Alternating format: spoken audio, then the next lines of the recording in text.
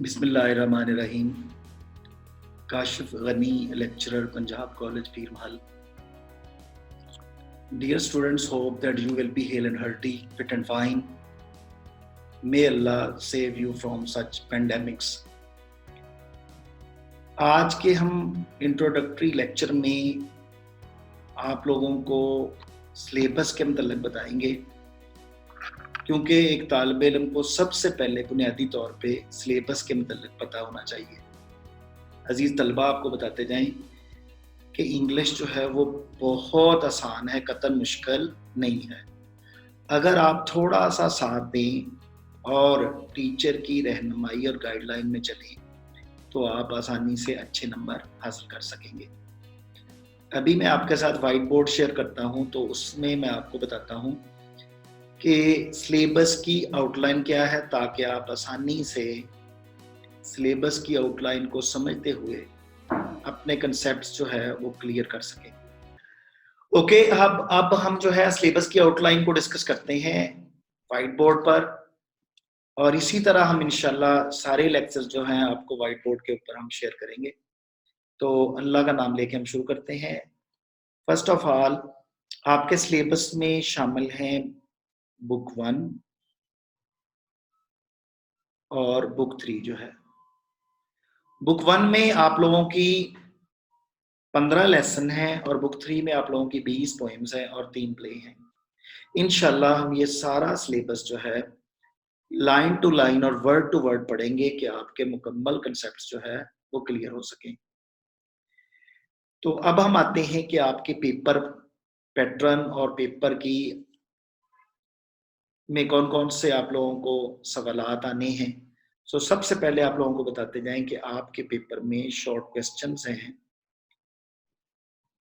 ये short questions आपको आएंगे 30 मार्क्स के। आपकी बुक 1 और बुक 3 से 30 मार्क्स के आप लोगों के होंगे शॉर्ट क्वेश्चन, और इंशाल्लाह हम आपको बताएंगे how to prepare the answers of your short questions. इसके बाद आप लोग देखेंगे आप लोगों के सिलेबस में लेटर है, इसमें चॉइस होती है, साथ में एप्लीकेशन भी है।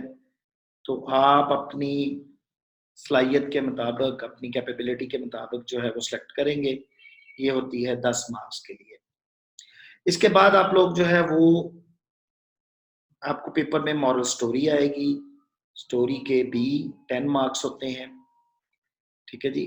तो इसको भी हम आप लोगों को बताएंगे कि इसको कैसे प्रेजेंटेशन करनी है, फर्स्ट पैराग्राफ और इसका लास्ट पैराग्राफ जो है वो कौन सा होगा। अब हम आते हैं आगे मजीद जो है पेपर, उसमें आप लोगों को P words, pair of words शामिल हैं। ठीक है जी। पेयर ऑफ वर्ड्स आएंगे आप लोगों के 5 नंबर, और इसके मुकम्मल नोट्स जो हैं वो हम आप लोगों को शेयर करेंगे। उसके बाद आप लोगों का कि पोइम से स्टेंजा होगा, कोई भी लाइनें वो उठा के दे देगा और आपको उसका reference to the context with explanation लिखना होगा। हम आपको बताएंगे बेहतरीन इसका आसान तरीका कि आप ये इसको कैसे लिख सकते हैं। उसके बाद आप लोगों की पंक्चुएशन होगी फॉर 5 मार्क्स। ठीक है जी।